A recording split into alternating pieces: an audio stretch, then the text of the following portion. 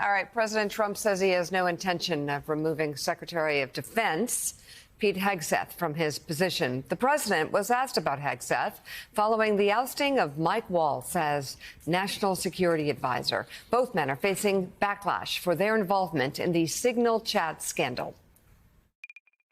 Are you looking for a new Secretary of Defense? No, not even a little bit. No. Pete's going to be great. His job is safe right now? We're doing a fantastic job against the Houthis, who like blowing ships up and watching them sink in the ocean. We're hitting him very hard. No, he's doing a very good job. His job is safe right now? Totally safe. So Jonathan, obviously, he also said this about Mike Waltz. The president's not somebody to speak his mind. When he's thinking about getting rid of somebody, you know, he's not going to say it on Meet the Press. There's no evidence that he's thinking about that right now, though I've got to say my reporting suggests if he's not completely fed up with the Secretary of Defense, everybody around him are really tired of cleaning up this guy's messes, going all the way back to the transition where he wasn't up front with him about, you know, all of his past problems. There are some very powerful voices in the West Wing who are fed up with Hegseth and would have already started floating possible replacement names. President Trump, not there yet, but he, you know, I've been told he has privately been very frustrated. They've had a couple of terse phone calls. He alluded to that in the interview with The Atlantic that he did a week or so back. He's made a point of saying he spoke to Hegseth. And that I think an underrated aspect of this is now that he's named Mike Waltz to be ambassador to the UN, Waltz is going to have to go through confirmation hearings. Signalgate's going to come up. That's not going to be great for Waltz. It's also not going to be great for Hegseth. Like, Democrats are going to have the ability to talk about this, what happened again, and note that it was Hegseth, and Hegseth alone, who actually put the sensitive information. And by the way, the way those confirmation hearings go, they're usually better to their own. We saw that with John Radcliffe. I suspect Mike Waltz will probably come out of that better than the Secretary of Defense. It very well may be. We'll see when that happens in the weeks ahead. The president also spoke about the search for Waltz's replacement, a new national security advisor, a role that currently Secretary of State Marco Rubio also holding, at least for now. We're hearing some potential names. Stephen Miller's name, one of your longtime most loyal aides. His name has been talked about as a potential national security advisor. Is he someone you're looking at? Well, I'd love to have Stephen there, but that would be a downgrade. Stephen is much higher in the totem pole than that, in my opinion. I have everybody calling. Everybody wants to be a part of this administration. So at some point we'll, you know, probably do that. You know, there's a theory, Henry Kissinger did both. There's a theory that you don't need two people, but I think I have some really great people that could do a good job. So Secretary Rubio could continue to have both jobs indefinitely? He could, yeah, he could. But I think he even would like to probably see, because it is a little bit different. But in the meantime, he'll handle it. And I think Mike, if that goes forward, you know, he still has to get approved. But I think Mike will do a very good job at the United Nations. Richard, two notes here. First of all, the president says it would be a downgrade for Stephen Miller to become national security advisor. He says he's a top totem pole as he is. That's true. Everyone you talk to in the West Wing, he has the loudest, most important voice in the building. We saw that in the Signalgate chats where there was some dissension about what to do. Miller came in and said no. The president was clear, and everyone fell into line, including the vice president, I'll note. But you said, as we were talking about this, the idea of Rubio holding two jobs, you said during the bite it was a terrible idea. Tell us why. Two reasons. One is they're two fundamentally different jobs. State Department, you know, Secretary of State has to represent the United States, be an advocate for, say, diplomacy. National Security Advisor is not an advocate so much as an integrator. Due process, honest broker. It's a little bit like playing tennis against somebody, and they're playing against you, and they're calling the lines. Not a lot of people can do both. And joining us now is former national security advisor in the first Trump administration, John Bolton. He's also a former U.S. ambassador to the UN during the Bush administration. Ambassador, thanks for being here. You've called this decision to put Rubio in these dual roles just absolutely bizarre. That's a quote from you. Why? What specific scenarios are you worried about? Well, I think in the first place, it indicates the chaos inside the Trump administration. I don't think they expected this huge leak of the news that Mike Waltz was about to move on last Thursday. I think that explains why they probably made the decision that morning to offer him the UN ambassador job, and why, obviously not being prepared to name Waltz's successor, came up with this idea of Marco Rubio filling it on an interim basis. The example of Henry Kissinger that the administration has thrown out as a precedent is not a good look for the administration. Nixon was in the depths of Watergate, a real constitutional crisis, when he put Kissinger in that role.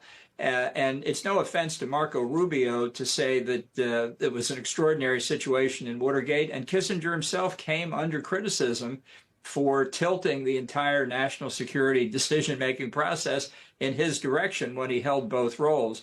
There's too much to do. The world is too complicated to have one person doing the two jobs. I think it's yet another reflection. Trump really still doesn't understand how the U.S. government works or what it takes to support his presidency. Let's talk about Mike Waltz specifically. President Trump denies that shifting him from NSA to UN ambassador was a punishment for starting that Signal group chat where sensitive info was shared with a journalist accidentally. VP Vance even called this a promotion. As we mentioned, you've held both of these roles at different times, NSA and UN ambassador. Given the Signal chat debacle, should Mike Waltz hold either of these roles? Well, I think the Senate's going to decide that. His confirmation hearing is going to be something to behold when it's not just Signalgate that he's asked about, but whatever other chat groups he may have set up on Signal. I think that giving him this consolation prize, and don't get me wrong, I love being UN ambassador, but compared to being national security advisor, it's not a promotion. It really is a consolation prize.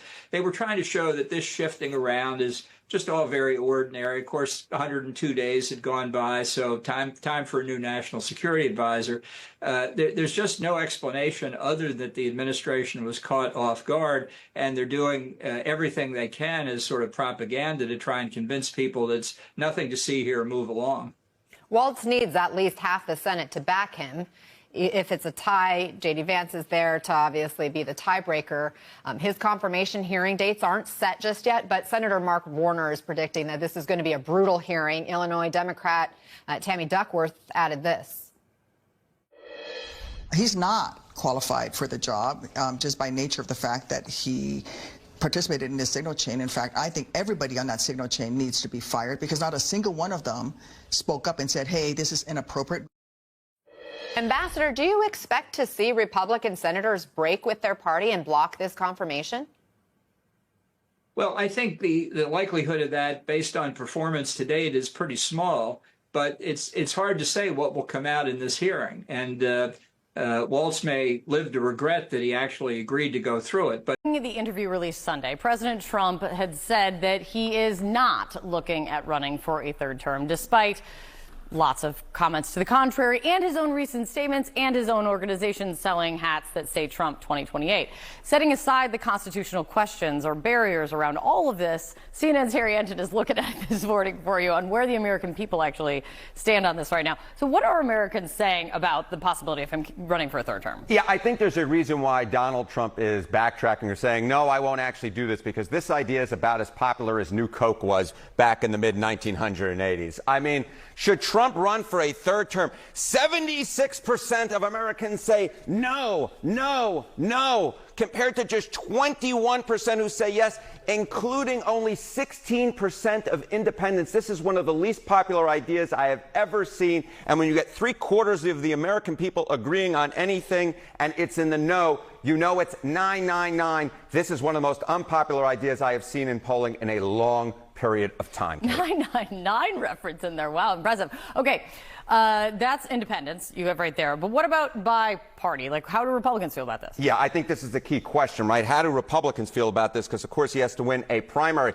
And, you know, 88% of Republicans hold a favorable view of Donald Trump, yet the GOP on Trump running for a third term, get this, a majority of Republicans say no. 53% compared to 44% who say that he should. Now, that is a sizable number there, but when a majority of Republicans are disagreeing with the idea of Trump doing something, You know that this is an unpopular idea, and it's literally half the level who say he should run for a third term that actually have a favorable view of him. The bottom line is it would be difficult at this point to see Donald Trump sailing away in a Republican primary if, in fact, he decided to run. He would face some real competition there, given that 53%, the majority of Republicans, are even against the idea of Donald Trump running for a third term. How does that compare in the past? You're looking at it in comparison to 2021. Right. Okay. So you remember 2021. It was after January 6th. Donald Trump was kind of right there in the trough of his political popularity, right? So get this.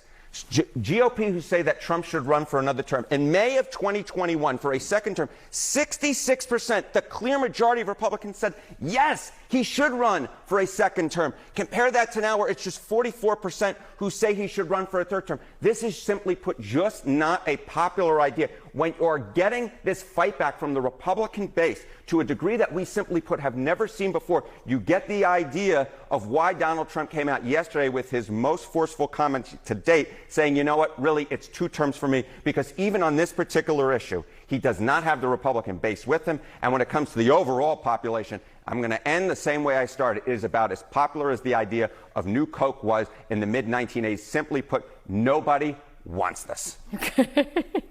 Enough said. It's good to see you here. Nice to see you. Trump is getting a very rude awakening, guys, because let's not mince words here. As I played at the end there, the people are largely against him being a third-term president. We know that's unconstitutional. Whether you want term limits or not, I actually, at a very personal level, do not support term limits. In Canada, we don't have them. The term limit is the voters get sick of you and kick you to the curb. That's the term limit. But the U.S. has a constitutional amendment, so obviously it's very important to the United States. And Trump wants to bust the Constitution. You're not going to get an amendment done, so how would Trump remain president for more than 2 terms despite a constitutional limit on having a third term? We know the answer: a military coup. That's the only way this happens, right? The only way this happens is if the military, it participates in an active fascistic coup against the people. And what we're seeing here is the way Trump is handling the military, all the controversies, all the scandals, all the embarrassments, not just the military proper, but the national security apparatus, as you know with John Bolton there. It all showcases a man that's really kind of a dum-dum, that has put other dum-dums around him, and that's pissed off the military apparatus. I don't think they trust him. And while ideologically maybe some people in the military like him more than they like Kamala Harris, I bet you a lot of them are like, if General Kamala was in charge instead of General Donnie, we would have maybe a liberal woman as president. Maybe that would piss some of us off, but the job would be better. She would be doing a better job, and she would be keeping us safer.